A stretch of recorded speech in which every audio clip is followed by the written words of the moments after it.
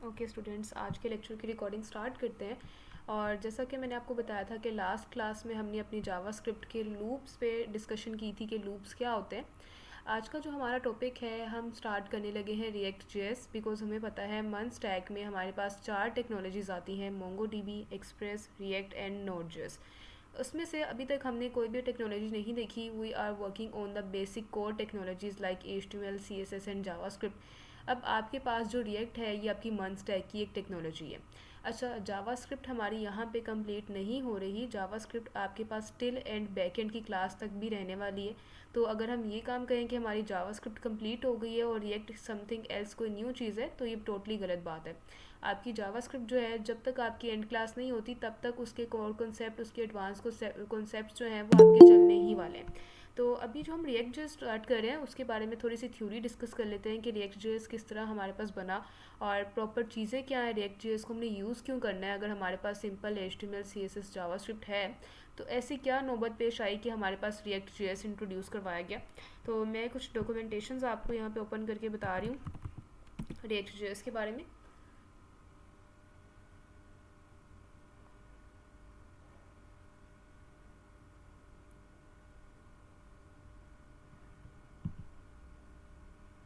अच्छा जी, इसमें हम थोड़ा सा इसका फ़ॉन्ट साइज़ इंक्रीज़ करते हैं ताकि विजिबिलिटी मिशन हो। अच्छा जी, रिएक्ट जेएस बेसिकली हमारे पास है क्या? ये जावास्क्रिप्ट की एक लाइब्रेरी है हमारे पास। React JS is JavaScript library. पहला पॉइंट हमारे पास ये आता है कि रिएक्ट जेएस क्या है, ये जावास्क्रिप्ट की लाइब्रेरी है। अभी कुछ चीज़ें मैं यहाँ पे लिखूँगी, उसके बाद इन चीज़ों को मैं डिफ़ाइन करती जाऊँगी कि क्या मतलब है इस चीज़ का। रिएक्ट जेएस को हमने यूज़ क्यों करना है, इस चीज़ को हम माइंड में रखते हैं। ये चीज़ तो हमें समझ आ गई है कि रिएक्ट जेएस जो है वो जावास्क्रिप्ट की एक लाइब्रेरी है, लेकिन as a beginner we don't know about the library. हमें नहीं पता कि लाइब्रेरी क्या चीज़ है और क्यों हम इसको लाइब्रेरी ही कह रहे हैं। बस हमें ये अभी तक पता है कि जी ये जावास्क्रिप्ट की एक लाइब्रेरी है और आगे आने वाले जितने भी टॉपिक्स हैं वो तब तक हमारे क्लियर होंगे जब हमें जावास्क्रिप्ट आती होगी। विदाउट जावास्क्रिप्ट रिएक्ट जेएस सीखना हमारे लिए इतना जो है ईजी नहीं होता और वो काम आपके लिए बहुत एक डिफ़िकल्ट और ट्रिकी काम हो जाता है, बल्कि समझ लें इम्पॉसिबल ही है। इसके यूजेस क्या हैं, ये आप लोगों को जो यूजेस प्रोवाइड करता है वो रिएक्ट कुछ ये यूजेस करता है। ये आपको जी कंपोनेंट बेस्ड स्ट्रक्चर प्रोवाइड करता है, कुछ ये। दूसरी चीज़ क्या प्रोवाइड करता है, ये आपको जी सिंगल पेज एप्लीकेशंस बनाने की फैसिलिटीज़ देता है, कुछ ये। तीसरी चीज़ हमारे पास क्या है कि ये आपकी जो रिएक्ट की वेबसाइट्स होती हैं वो as compare to simple HTML, CSS and JavaScript website ज़्यादा सिक्योर होती हैं और ज़्यादा रिलायबल होती हैं। आप ज़्यादा इनको यूज़ कर सकते हैं। एक ये है। तीसरा यूज़ इसका ये है जी JSX सपोर्ट।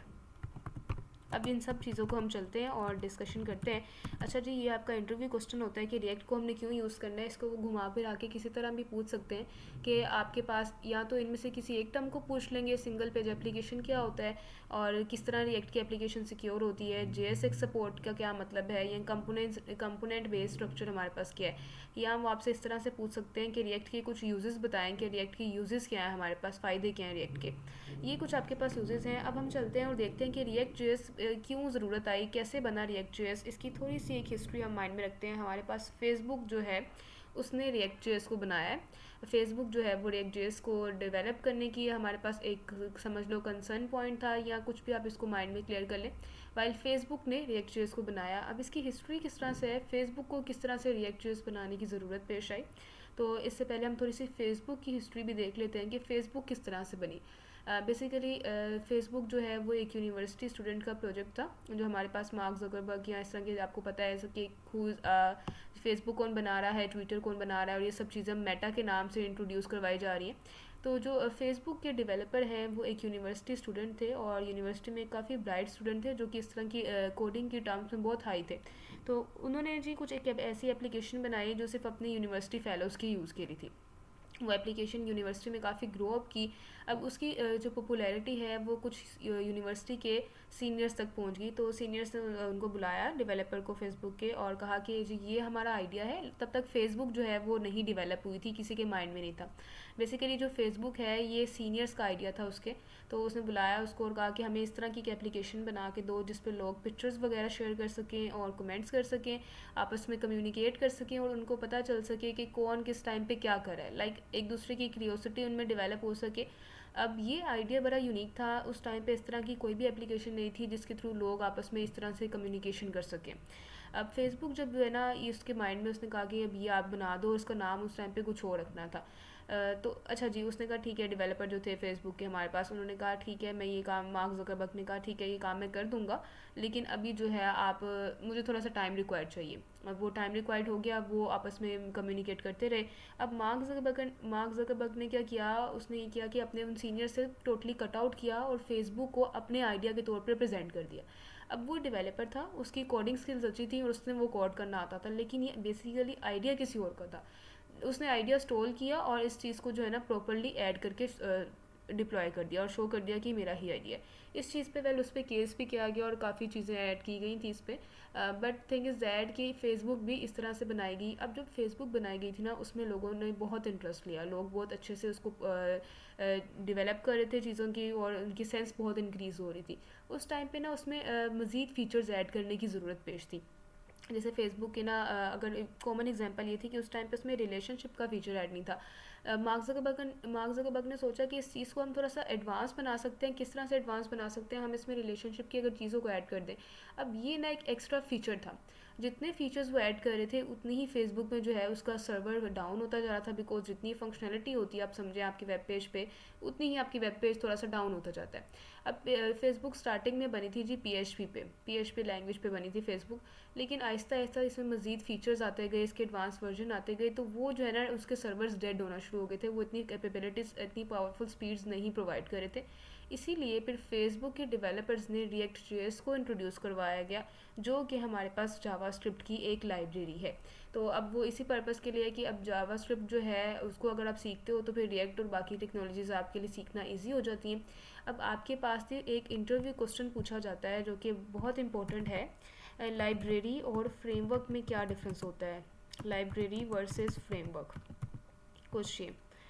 अब लाइब्रेरी और फ्रेमवर्क में आपके पास ना, अभी लाइब्रेरी क्या है ये भी मैं बता देती हूँ। एक लाइब्रेरी का आपको आइडिया होना चाहिए। लाइब्रेरी हमारे पास है जी, हम अभी पढ़ रहे हैं, लाइब्रेरी है हमारे पास रिएक्ट जेएस, वाइल जो आपका फ्रेमवर्क है वो है आपके पास एंगुलर जेएस। क्वेश्चन, अब ये इंटरव्यू क्वेश्चन नंबर 1 हमारे पास ये है कि लाइब्रेरी और आपके पास फ्रेमवर्क में क्या डिफरेंस होता है, और दूसरा इंटरव्यू क्वेश्चन आपके पास ये है कि एंगुलर में और रिव्यू जो आपका रिएक्ट है इनमें क्या डिफरेंस है, रिएक्ट वर्सेस एंगुलर। कुछ ये अच्छा जी, अब लाइब्रेरी और फ्रेमवर्क में डिफरेंस क्या होता है, आप में से किसी को इस चीज़ का आइडिया है? जो यूनिवर्सिटी गोइंग स्टूडेंट्स हैं उनको थोड़ा बहुत इस चीज़ का अगर पता हो। नॉट इन डिटेल, कभी आपने सुना हो किसी वीडियो में, या just for the purpose of interaction कभी भी आपने कुछ चीज़ देखी हो?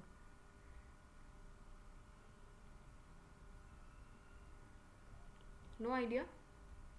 अच्छा जी, मैं आपको बताती हूँ, लाइब्रेरी जिस लैंग्वेज की होती है हम उसको उसी लैंग्वेज के साथ यूज़ कर सकते हैं। जैसे अभी जो है रिएक्ट जेएस, ये आपके पास जावास्क्रिप्ट की लाइब्रेरी है, तो मैं इसको सिर्फ जावास्क्रिप्ट के साथ यूज़ कर सकती हूँ और डिफरेंट लैंग्वेजेस के साथ यूज़ नहीं कर सकती। जबकि जो फ्रेमवर्क है इसको हम दूसरी लैंग्वेजेस के साथ भी यूज़ कर सकते हैं। जैसे एंगुलर जेएस जो है ना, ये आपके पास फ्रेमवर्क है जावास्क्रिप्ट का, लेकिन इसको मैं यूज़ कर सकती हूँ दूसरी लैंग्वेजेस के साथ, सच एस पाइथन के साथ भी यूज़ कर सकते हैं इसको हम, और इसको हम यूज़ कर सकते हैं जी डिफरेंट जावा के साथ भी, मतलब दूसरी लैंग्वेज के साथ इसकी इंटरेक्शन ज़रा इजी हो जाती है। दूसरी चीज़ ये कि जब आप एक लाइब्रेरी को यूज़ करते हैं तो लाइब्रेरी के पास लिमिटेड एक्सेस होती है, मतलब ये कि लाइब्रेरी के पास कुछ ऐसे फंक्शनलिटीज़ नहीं होती हैं जो आपकी वेब एप्लीकेशन को चाहिए होती हैं। तो अगर आपको वो एप्लीकेशंस की फैसिलिटीज़ चाहिए तो आपको वो फैसिलिटीज़ लेके आना पड़ती हैं, आउटसोर्स करना पड़ती हैं। लेकिन अगर आप एक फ्रेमवर्क यूज़ कर रहे हैं तो फ्रेमवर्क के पास सारी की सारी फैसिलिटीज़ मौजूद होती हैं जो भी आपकी एप्लीकेशन को चाहिए होती हैं। आपको आउटसोर्स नहीं करना पड़ता, आपको बाहर से वो चीज़ें डाउनलोड या इंस्टॉल नहीं करनी पड़ती है। अब इसकी ना एक कॉमन जो एग्जांपल है वो मैं स्टूडेंट्स को देती हूँ, एक मॉल की और एक बाज़ार की। अब हमें एक चीज़ चाहिए होती है तो मॉल में आपके पास हर किस्म की जो है वो आउटलेट होती है, आप उसमें कोई भी चीज़ बाय कर सकते हैं। इधर आपको इसमें खाना खाना चाह रहे हैं तो उसमें फूड कोर्ट भी बने हुए हैं। आपको अगर शूज़ बाय करने हैं, परफ्यूम, ड्रेस, मतलब एक ही स्पेस पे आपको सब चीज़ें मिल जाएंगी। ऐसा नहीं है कि आपको एक मॉल से निकल के फिर दोबारा जाना है। तो सब की सब आपकी जो है डिफरेंट वैरायटी की चीज़ें आपको एक ही स्पेस पे मिल जाएंगी। लेकिन अगर आप बाज़ार में जाते हैं तो बाज़ार में आपको एक्सप्लोर करना पड़ेगा। एक दुकान हो सकता है एक साइड पे और दूसरी दुकान वो आपकी फंक्शनैलिटी की आपको जो चाहिए वो हो ही ना। फिर आपको क्या करना पड़ेगा, आपको दूसरे बाज़ार में जाना पड़ेगा। तो मतलब ये कि आप लाइब्रेरी को यूज़ करते हो तो आपके पास लिमिटेड एक्सेस होती है। आपको कुछ चीज़ें ऐसी चाहिए होती हैं जो आपकी एप्लीकेशन में ज़रूरी होती हैं, आपको वो लेके आनी पड़ती हैं, बाहर से आउटसोर्स करनी पड़ती हैं, उनको डाउनलोड करना पड़ता है। तब आपकी लाइब्रेरी जो है वो प्रॉपर सपोर्ट देती है आपको कि आप प्रॉपर अपनी एप्लीकेशन बना सकें। लेकिन जो आपके पास फ्रेमवर्क होता है ना, फ्रेमवर्क इसके बरक्स से होता है कि उसको बाहर से कुछ नहीं लाना पड़ता। उसके पास कंप्लीट एसेस होती है, आपने बस क्या करना है, जी चीज़ों को यूज़ करना है और आपकी एप्लीकेशन बन जाएगी। जी स्टूडेंट्स, लाइब्रेरी और फ्रेमवर्क में डिफरेंस क्लियर है आपके पास?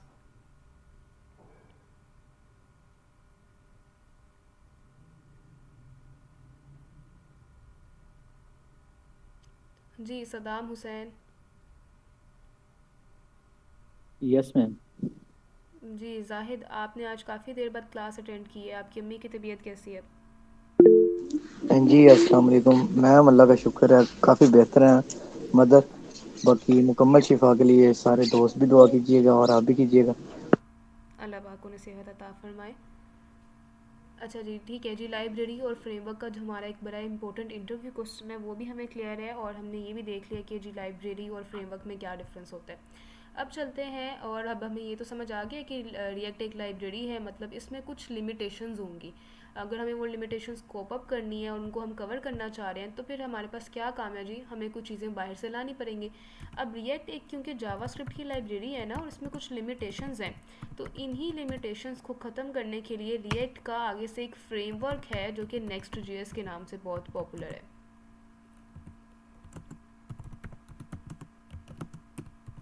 नेक्स्ट जेएस कुछ ये, अगर इसकी हायरार्की हम बनाएं तो वो कुछ इस तरह से हायरार्की बनेगी इसकी।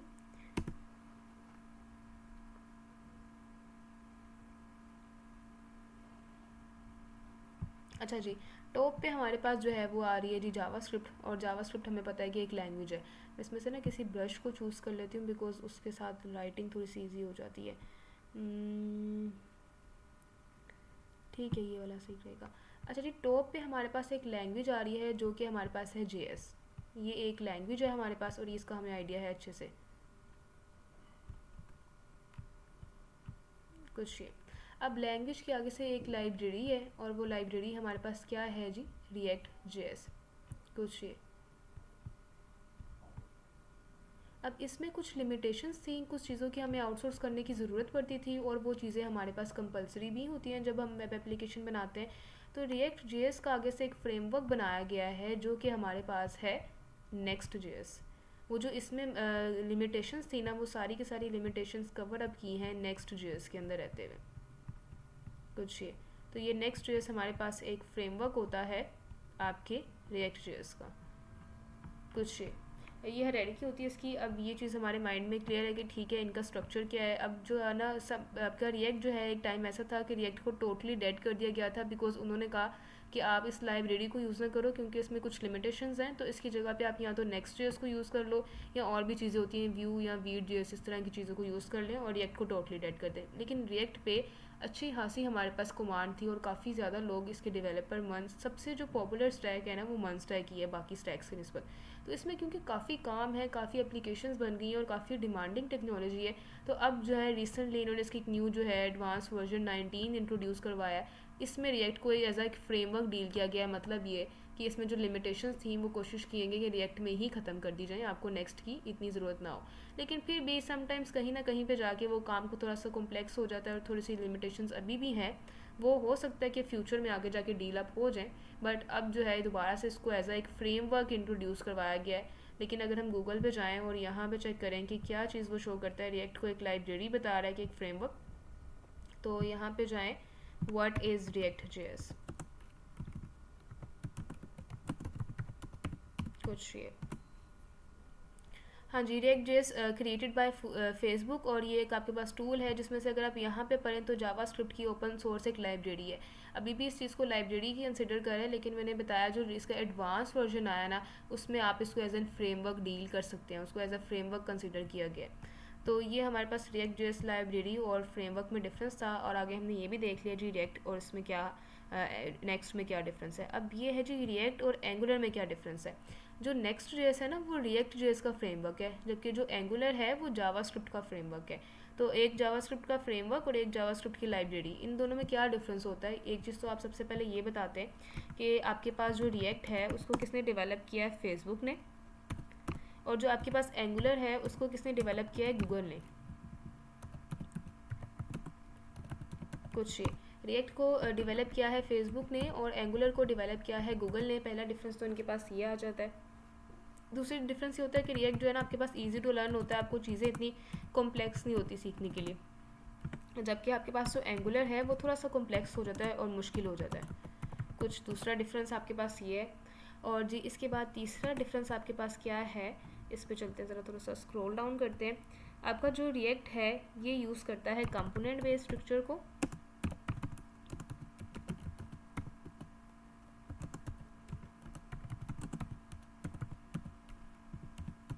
और जो एंगुलर है ये यूज़ करता है मॉड्यूलर बेस्ड स्ट्रक्चर।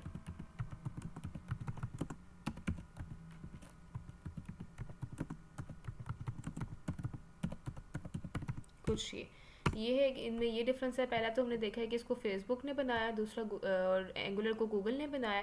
फिर रिएक्ट इजी टू लर्न होता है, बिगनर्स के लिए भी इजी होता है और आप इसको एडवांस लेवल पे जाके भी चीज़ें एडवांस लेवल पे कर सकते हो, जबकि कॉम्प्लेक्स होता है आपके पास एंगुलर सीखने में।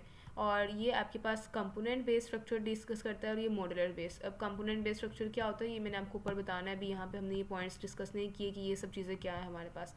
उसके बाद जी यहाँ पे आप जाएँ और एक और आपके पास जो डिफरेंस है वो ये है कि रिएक्ट यूज़ करता है वर्चुअल डॉम को, वेरी इंपॉर्टेंट डिफरेंस। और ये वर्चुअल डॉम क्या है, इस पर हमारी एक प्रॉपर सेपरेट क्लास है, तो उसको हम डिटेल में देखेंगे वर्चुअल डॉम क्या होता है। रिएक्ट करता है वर्चुअल डॉम को यूज़, जबकि हमारे पास जो एंगुलर है वो यूज़ करता है रियल डॉम को। कुछ ही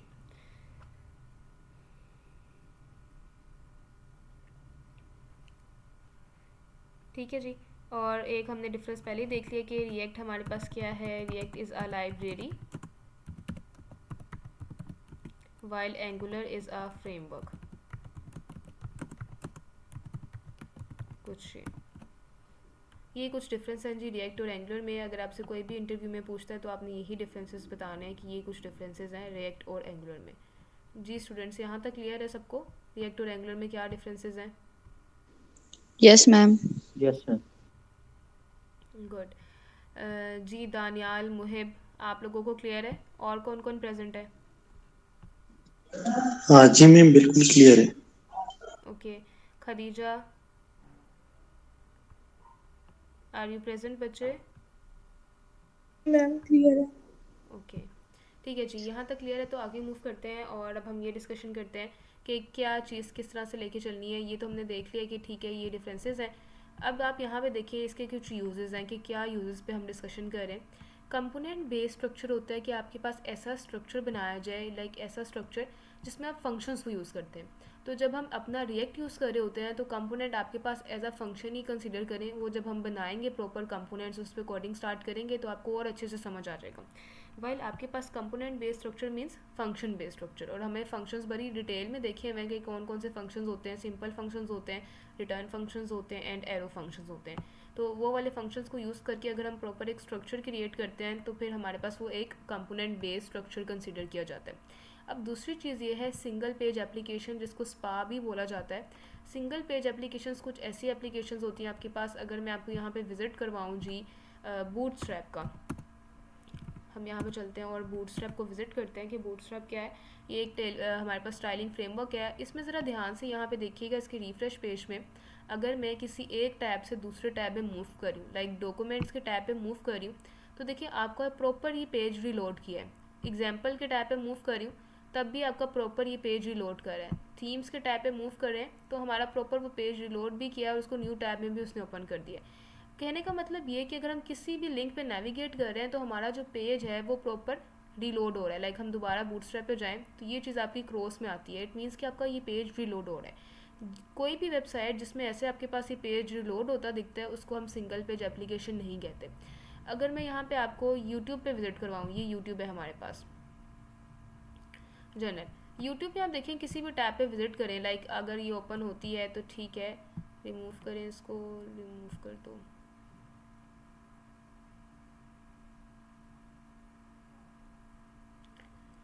अच्छा जी, यहाँ पे आप देखिए, अगर हम इसको वेब डेवलपमेंट को यहीं पे सर्च कर लेते हैं या यहाँ पे हम शॉर्ट्स में चले जाते हैं, सर्च को छोड़ें शॉर्ट में चले जाते हैं, बिकॉज इस पे मैंने कभी यूज़ नहीं की।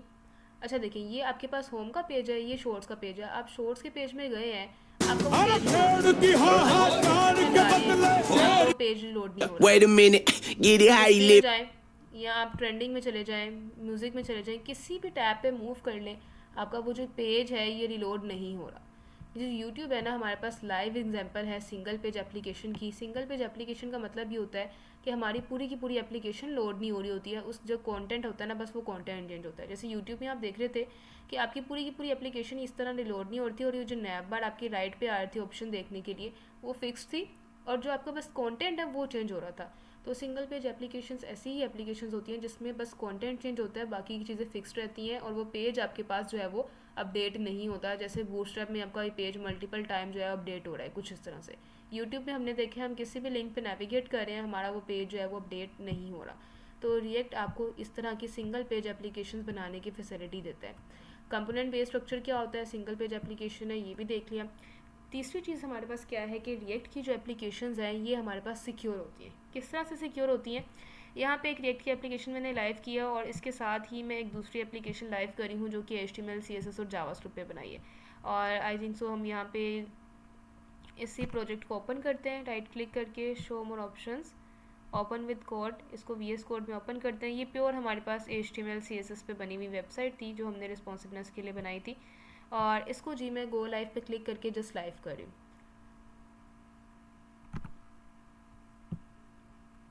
ओके जी, HTML वाली फाइल में जाएं और open with live server.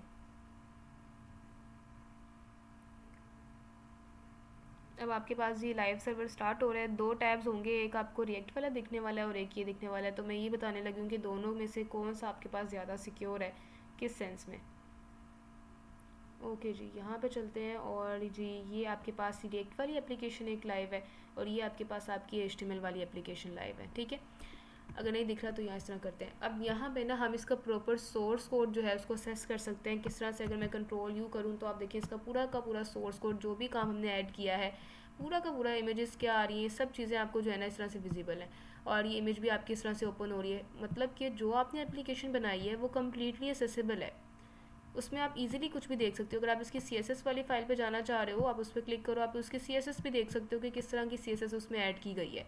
It means कि जो एप्लीकेशन हम सिंपल HTML और CSS से बनाते हैं, या अगर जावास्क्रिप्ट भी थोड़ी सी ऐड कर दें, तो वो हमारे पास स्पेसिफिकली सिक्योर नहीं है। कोई भी डेवलपर हमारा कोड कॉपी पेस्ट कर सकता है, और अगर कोड कॉपी पेस्ट ना भी किया जाए, आइडिया कॉपी पेस्ट हो सकता है हमारा, तो जो हमारी अर्निंग प्रोसेस है वो तो स्लो हो जाएगा। ये जो हमारे पास एक रिएक्ट की एप्लीकेशन है, अगर मैं इसका सोर्स कोड चेक करवाऊँ आपको, तो इसका सोर्स कोड आपको कुछ ये दिख रहा है, कुछ ये, जिसमें बेतहाशा ये कुछ कमेंट्स हैं। अगर हम ये कमेंट्स हटा भी दें, हमें क्या पता है किस पर्पज़ के लिए हैं। एक आपको लोगो है, लोगो का क्या कर लेना है, लोगो का तो कोई कॉपी कर भी ले तो कोई मसला नहीं है, टैग और डिस्क्रिप्शन का कोई क्या ही कर लेगा। उसके अलावा ये इतनी बड़ी एप्लीकेशन है जिसपे कुछ ये प्रॉपर स्टाइलिंग वगैरह सब कुछ किया जा रहा है, एक प्रोजेक्ट है। ये पूरा का पूरा प्रोजेक्ट जो है उसका सोर्स कोड बस आपको ये कुछ 2-3 टैग्स, एक टाइटल का टैग शो करवा रहा है, एक स्क्रिप्ट का टैग और डिव का टैग, बस ये कुछ भी नहीं विजिबल आपको पूरी की पूरी एप्लीकेशन में। इसके बरक्स अगर आप ये वाला देख रहे हैं तो इसमें आपको स्टाइलिंग भी असेसिबल है, इमेजेस भी असेसिबल है, HTML भी पूरी की पूरी असेसिबल है। इसीलिए जब हम रिएक्ट की एप्लीकेशन बनाते हैं तो वो हमारे पास सिक्योर होती हैं as compare to simple HTML and CSS application. ये हमारे पास इसका दूसरा यूज़ भी क्लियर है। अब JSX का मतलब क्या होता है, जावा स्क्रिप्ट XML, XML भी कह लेते हैं, या इसको हम एक्सटेंसिबल मार्कअप लैंग्वेज कहते हैं। मैं यहाँ पे लिख लेती हूँ।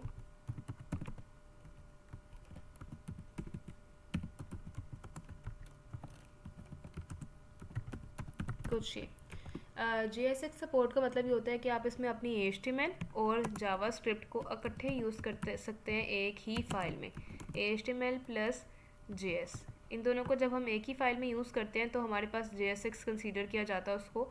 और रिएक्ट आपको सपोर्ट देता है कि आप अपनी HTML और जावास्क्रिप्ट को एक ही फाइल में यूज़ कर लें, उसको सेपरेट फाइल में काम ना करें। वो किस तरह से, उसको हम बनाएंगे और देखेंगे। वेल, अब यहाँ तक क्लियर है आप लोगों को सबको? Yes ma'am. ओके, इस डॉक्यूमेंटेशन को अब मैं क्लोज़ कर रही हूँ। अब हम चल रहे हैं और हमने प्रॉपर इंस्टॉलेशन स्टार्ट करनी है। रिएक्ट को इंस्टॉल करने से पहले आप लोगों ने एक चीज़ इंस्टॉल करनी है जो कि आप लोगों के पास है Node.js। आप लोग यहाँ जाएंगे Node.js डाउनलोड पे एंटर प्रेस कर दें। अब Node.js ऑफिशियली पार्ट तो हमारे पास बैकएंड का है, लेकिन इसको हमने इंस्टॉल कब करना है? इसको हमने इंस्टॉल करना है क्योंकि ये हमारे पास सर्वर क्रिएट करता है, क्लाइंट सर्वर भी और बैकएंड सर्वर भी, और हमारा जो रिएक्ट जेएस है वो विदाउट Node.js वर्किंग नहीं करता। तो आप लोगों ने जस्ट यहाँ पे जाना है और इसके बाद आप लोगों ने यहाँ पे इसको इंस्टॉल कर लेना है। जैसे सिंपल सी आप लोग कोई भी गेम इंस्टॉल करते हैं, ये LTS version, long term support version आपने इंस्टॉल करना है और विंडोज़ के लिए इंस्टॉल करना है। जब इस पर क्लिक करेंगे, डाउनलोड पे क्लिक करें और सिंपल इसकी इंस्टॉलिंग जो है वो स्टार्ट हो जाएगी। ओके जी, यहाँ पे इसमें ना एक चीज़ मैंने बतानी थी, आई थिंक उन्होंने चेंज कर दिया, लेट मी चेक। डाउनलोड पे क्लिक करें ज़रा।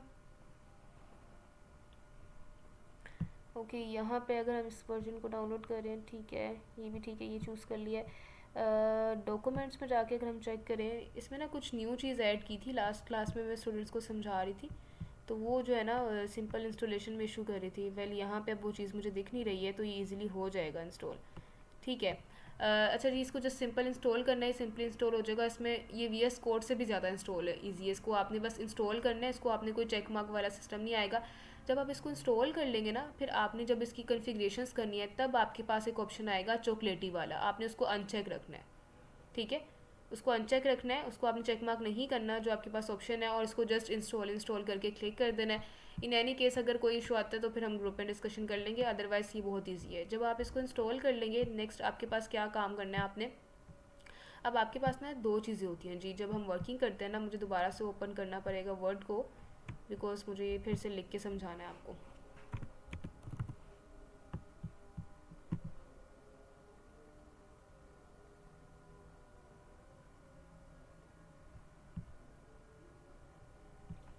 अच्छा जी, जब हम वर्किंग करते हैं ना, तो हमारे पास दो चीज़ें होती हैं, एक हम कहते हैं GUI के नाम से, और एक चीज़ हमारे पास होती है CLI के नाम से। कुछ ये, अब GUI का क्या मतलब होता है और CLI का क्या मतलब है? GUI का मतलब है ग्राफिकल यूज़र इंटरफेस,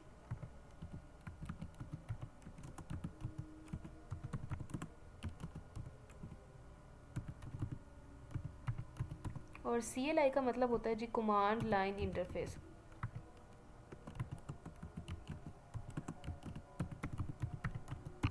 कुछ ये, अब GUI और CLI में क्या होता है, जब हम GUI यूज़ कर रहे होते हैं ना, इट मीन्स हम अपने विंडोज़ यूज़ कर रहे हैं। विंडोज़ में हमारे पास ग्राफिक्स दिए गए हैं, आइकन्स की हेल्प से सारा काम किया जा रहा होता है। स्टूडेंट्स 2 मिनट वेट कर लेते हैं, अजान हो रही है, उसके बाद फिर कंटिन्यू करते हैं।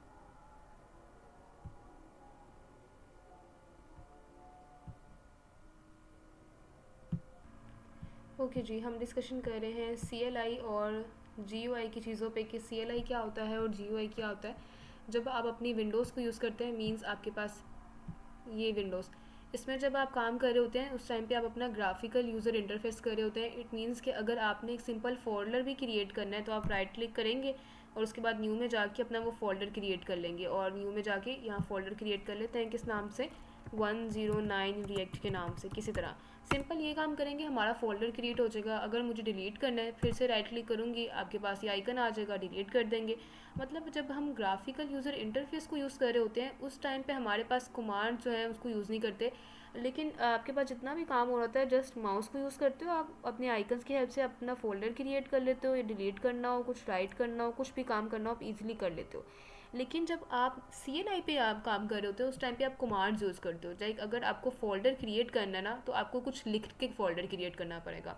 अगर आपने फोल्डर डिलीट करना है तो भी आपको कमांड लिखनी पड़ेगी। लाइक किस तरह की कमांड होती है, MKDIR करके हम फोल्डर डायरेक्टरी क्रिएट कर लेते हैं कुछ, ये जब लिख के का सारा काम करना पड़ता है। अब जब आपके पास विंडोज़ नहीं थी तो आपके पास CLI था, जिसमें हम लिनक्स और इस तरह की चीज़ों के ऑपरेटिंग सिस्टम को डिस्कस करते हैं। ये क्या करते हैं, इसमें आप कुछ भी काम करना हो, चाहे कोई चीज़ इंस्टॉल करनी हो, चाहे आपने कोई चीज़ डिलीट करनी हो, फोल्डर बनाना हो, आपको कोई कमांड लिखनी पड़ती है।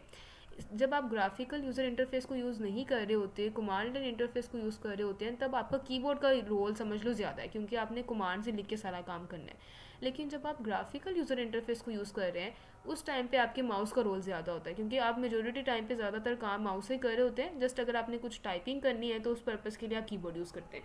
अब हर छोटी छोटी चीज़ के लिए अगर आपको कमांड लिखनी है, फोल्डर डिलीट करने के लिए, लिखने सब चीज़ें करने के लिए, तो ये काम ना आपके पास बड़ा कॉम्प्लेक्स और मुश्किल हो जाता है। फिर इसी चीज़ को रिजॉल्व किया बिल गेट्स ने विंडोज़ को अलाउ करके, विंडोज़ बना के। तो जो GUI है हमारे पास, उसी ऑपरेटिंग सिस्टम एग्जांपल विंडोज़ है। इसमें क्या होता है, हम जितना भी काम करना होता है with the help of mouse करते हैं। अब ये दो चीज़ें तो होती हैं। आप लोगों ने अब क्या करना है जी, आप लोगों ने यहाँ पे जाना है और आपके पास ना आपने नोड का वर्जन चेक करना है कि किस तरह नोड का वर्जन चेक करना है। यहाँ पे जाना है और आप लोगों ने CMD टाइप करना है, कमांड प्रॉम्प्ट को ओपन करना है, अपने एंटर प्रेस करें। आप लोगों ने इसको ओपन कर लेना है और अभी जो आपने नोड का वर्जन चेक किया है उसको चेक करें। नोड -- वर्जन लिखें, आपको नोड का वर्जन चेक करवा देगा कि आपके पास कौन सा वर्जन है। आप लोगों के पास एक और कमांड भी होती है -v लिख दें हाली सिंपल, तो ये भी सेम वही चीज़ रिटर्न करेगा कि इसका क्या वर्जन है आपके Node.js का। ये काम आप लोग यहाँ पे भी कर सकते हैं। यही टर्मिनल आप लोगों को विंडोज शेल के नाम से भी एक टर्मिनल होता है कुछ, ये एक CMD होता है हमारे पास, एक विंडो पावर शेल होता है। तो इसमें भी हम इसी तरह चेक कर सकते हैं। नोड -v आपको ये भी वर्जन रिटर्न करेगा। दो टूल्स हैं आपके पास कमांड्स लिखने की आपके ऑपरेटिंग सिस्टम में, एक पावर शेल है, एक कमांड प्रॉम्प्ट है। आपकी मर्जी, आपने किसी जो सा भी करना है यूज़ आप कर सकते हो, इट्स अप टू यू। और यही एक आपके पास टर्मिनल प्रोवाइड किया जाता है आपके विजुअल स्टूडियो कोड में। अब यही फोल्डर है ना, हमें पता है कि हम इसको कमांड लाइन इंटरफेस के थ्रू भी ओपन कर सकते हैं और GUI की हेल्प से भी। अभी तक हमें सिर्फ GUI की हेल्प से पता है किस तरह जी। Show more options, open with code, आपका ये फोल्डर जो है आपने जस्ट अपना माउस यूज़ किया और आपका ये फोल्डर आपका VS कोड में ओपन हो गया है with the help of graphical user interface. अभी हमने कमांड लाइन इंटरफेस देखा है, तो उसमें हम कैसे कर सकते हैं, कमांड की हेल्प से अब मैं ये फोल्डर जो है ओपन करूँगी विजुअल स्टूडियो कोड में। सबसे पहले तो हम इसको CMD में ओपन कर लेते हैं। CMD मीन्स कमांड प्रॉम्प्ट पे, इसका पाथ चेंज करेंगे, CMD में लिखेंगे। अब आप लिखें जी code dot space, enter press करें, आपका यही फोल्डर जो है वो विजुअल स्टूडियो कोड में ओपन होगा। तो देखिए ये आपके पास थोड़ा सा आपको सिंपल फोल्डर ओपन करने के लिए इतना काम करना पड़ रहा है। और उसके बरक्स अगर आप देखें GUI में आपने क्या किया जी, राइट क्लिक किया है, आपका फोल्डर भी विजुअल स्टूडियो कोड में ओपन हो गया। अब आपने जब ये फोल्डर विजुअल स्टूडियो कोड में ओपन कर लेना है, तो ये भी आपको एक टर्मिनल अलाउ करता है। जैसे ये आपके पास है ना कमांड प्रॉम्प्ट, जिसमें आप लिख सकते हैं अपनी कमांड्स। इसी तरह विजुअल स्टूडियो कोड भी आपको एक टर्मिनल प्रोवाइड करता है जिसमें आप कमांड्स लिख सकते हैं। 3 डॉट्स पे क्लिक करें, ये आपके पास टर्मिनल है, न्यू टर्मिनल में जाएं। यहाँ पे अब आपके पास एक टर्मिनल पॉपअप करके अपीयर होगा जिसमें आप अपनी कमांड्स लिख सकते हैं। अब आपने यहाँ पे क्या करना है जी, आप लोगों ने जब रिएक्ट को इंस्टॉल करना होता है, Node.js तो सिंपली इंस्टॉल कर लिया ऑफिशियल वेबसाइट पे जाके और LTS long term support just click किया, वो इंस्टॉल होना स्टार्ट हो जाएगा। लेकिन जब आप वर्किंग कर रहे हैं अपने React.js पे, React.js में आपको कोई भी इस तरह की ऑफिशियल वेबसाइट पे जाओ तो नहीं देखने वाली चीज़ मिलनी। React की ऑफिशियल वेबसाइट पे जाएँ और जी यहाँ पे हम डॉक्यूमेंट्स में अगर जाएँ, अच्छा जी, डॉक्यूमेंट्स में अगर आप देखें इंस्टॉलेशन में ही जाएंगे, हम इसके इंस्टॉलेशन में जाएं तो यहाँ पे कहीं पे हमें वो कमांड लिखनी नहीं मिल रही कि कहाँ से हमने इसको इंस्टॉल करना है, क्या चीज़ करनी है। बिकॉज React.js को हम इंस्टॉल करेंगे with the help of command. आपको कोई भी पॉपअप नहीं मिलने वाला Node.js की तरह कि यहाँ पे क्लिक करो, लॉन्ग टर्म सपोर्ट की तरह इसको इंस्टॉल कर लो। अब आपने जब इसको इंस्टॉल करना है तो वो आपने कमांड देखनी है। कमांड क्या है जी, आप लोगों ने एक वेबसाइट पर जाना है, वीट की वेबसाइट पर जाना है, और वो क्या है जी, ये आपके पास कमांड है, इस पर जाएँ और इसके बाद ये आप यहाँ पे क्लिक करेंगे गेट स्टार्टेड पे। गेट स्टार्टेड पे क्लिक करें और थोड़ा सा स्क्रॉल डाउन करें, आपके पास यहाँ पे कुछ कमांड्स और कुछ चीज़ें बताई जाएंगी। यहाँ से ये वाली जो कमांड है आपके पास npm create वीट लेटेस्ट, इसको कॉपी करें। कॉपी किया आपने, इसको अब आपने कहाँ पे पेस्ट करना है अब आपकी मर्ज़ी है। मैं तो आपको एज अ बिगनर यही रिकमेंड करूँगी, जो फोल्डर आपने ओपन किया है VS कोड में और आपने उसका टर्मिनल ओपन किया है, आप उसमें पेस्ट करें, बिकॉज आपको चीज़ें समझना थोड़ा सा ईजी हो जाएंगी। अगर आप यहाँ पे पेस्ट करेंगे, लाइक वी कमांड हम यहाँ पे पेस्ट करेंगे, तो वो हो सकता है फिर वो कहाँ पे आपकी कमांड को सेव करा होगा, सी यूज़र्स तरह जाके, बिकॉज अभी ना हमने यहाँ पे इसको ओपन किया हुआ CMD में उसमें इस फोल्डर को, तो इसलिए ये पाथ दिख रहा है। अगर आप लोगों ने एज अ बिगनर ये ओपन करना भूल गए, नहीं समझ आया, तो फिर आपको वो पाथ नहीं समझ आएगा कि किस पाथ में जाके हमने इंस्टॉल करना है और कहाँ पे हमारी एप्लीकेशन क्रिएट हुई है। तो अभी हम इसको इसी कमांड में टर्मिनल में पेस्ट करते हैं, जो हमने कमांड कॉपी की है, पेस्ट करेंगे जस्ट और एंटर प्रेस कर देंगे। npm का मतलब होता है node package manager. Node package manager जो होता है ये आपकी एप्लीकेशन क्रिएट करने के लिए हेल्पफुल यूज़ होता है। क्रिएट का मतलब एक आप अपनी एप्लीकेशन क्रिएट करो। वीट की एप्लीकेशन हम यूज़ कर रहे हैं लेटेस्ट। अब npx क्रिएट वीट, आपने प्रोजेक्ट का नाम यही रखना है तो सेम रख दें, अदरवाइज क्रॉस करके इसको आप एंटर प्रेस कर दें। मैं सेम प्रोजेक्ट रख रही हूँ। अब हम यूज़ किसके लिए करना चाह रहे हैं, रिएक्ट के लिए, तो डाउन एरो की के थ्रू रिएक्ट को चूज़ करें, एंटर प्रेस कर दें। उसके बाद आपने यहाँ से चूज़ करनी है जी ये जावास्क्रिप्ट और SWC वाली चीज़, एंटर प्रेस करें। बस आपका ये जो है इंस्टॉल हो जाएगा React.js आपकी अपनी फोल्डर में।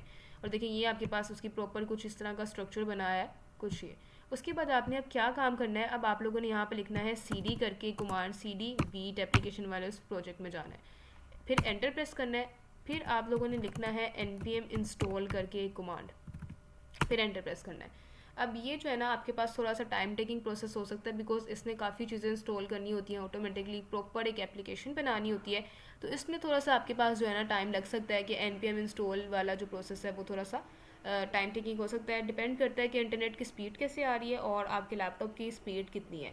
तो कोशिश करनी है कि विंडोज़ 10 या 11 को यूज़ करें। 7 विंडोज़ जो है अगर उसको तो अपडेट कर लें आप लोग, ठीक है। और जी रैम भी आप लोगों के पास एटलीस्ट 8 GB तक होनी चाहिए।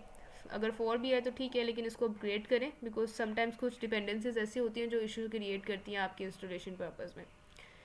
अच्छा जी, हमने जस्ट ये कमांड लिखनी है और ये ऑटोमेटिकली कुछ चीज़ों को इंस्टॉल कर देगा, हमारा कोई भी कंसर्न नहीं रहने वाला। अब वेट करना पड़ेगा कितना टाइम लेता है ये चीज़ों को इंस्टॉल करने में। तब तक हम कुछ क्वेश्चंस पूछ लेते हैं, अगर आप लोगों को कुछ क्लियर नहीं है यू कैन आस्क।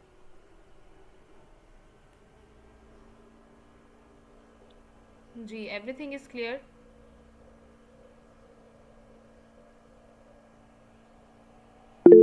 जी सदाम पूछें।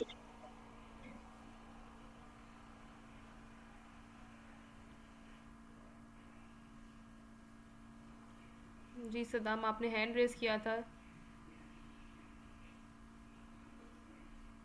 आवाज़ आ रही है मैम? जी आपकी आवाज़ आ रही है। अच्छा मैम, ये जो आप अभी बता रही हैं कि इसके इंस्टॉलेशन के लिए या डाउनलोड के लिए विंडोज़ 10 लाजमी है? हाँ विंडोज़ 10 लाजमी है, बिकॉज विंडोज़ 7 में आपके पास पुरानी है और उसमें काफ़ी कुछ चीज़ें जो हैं वो आपको इशू क्रिएट कर सकती हैं ड्यूरिंग इंस्टॉलेशन, क्योंकि आपको एडवांस चीज़ें सिखानी है। तो एडवांस चीज़ें ऐसी होती हैं, कुछ लाइब्रेरीज आपको अलाउ नहीं करती हैं प्रीवियस वर्जन्स को, तो हो सकता है उसमें नोट जेस भी इंस्टॉल ना हो रहा हो ठीक से, ठीक है। नोट जेस का इस टाइम पे करंट वर्जन जो है वो हम यूज़ कर रहे हैं 22 वाला वर्जन, तो अगर आप विंडोज़ 7 यूज़ करोगे तो उसमें स्पॉट इशू आ सकता है। सही है मैम।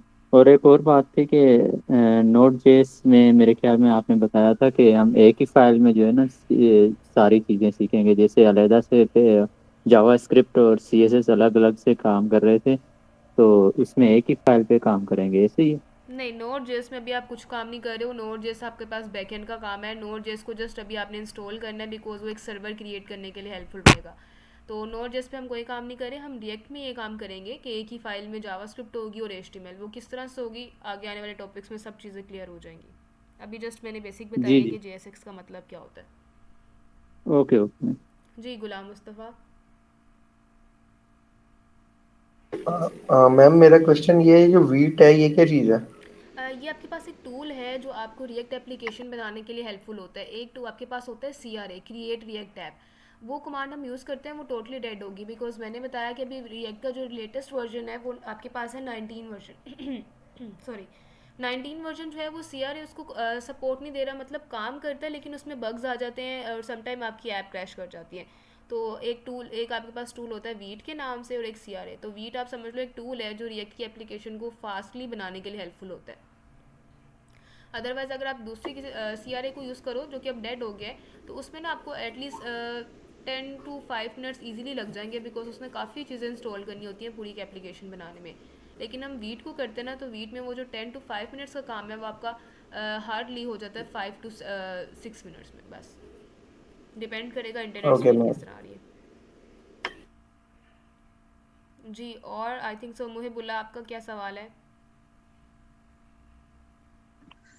मैम ये टर्मिनल का जो कोड है ये हम किस तरह सीख पाएंगे? तो हमें नहीं आता किस तरह फोल्डर बनाना है, डिलीट करना है, किस फोल्डर में हम मौजूद है। नहीं, हमें ज़रूरत नहीं है उसकी। ये मैंने जस्ट एक बेसिक एग्जांपल बताई है कि ये चीज़ें होती हैं, बिकॉज मेरा थोड़ा सा इस तरह का टेक्निक होती है कि आप लोगों को थोड़ी हिस्ट्री बताई जाए ताकि आप लोगों को ये बस रट्टा वाला सिस्टम ना हो, चीज़ें प्रॉपर डिटेल में क्लियर हो।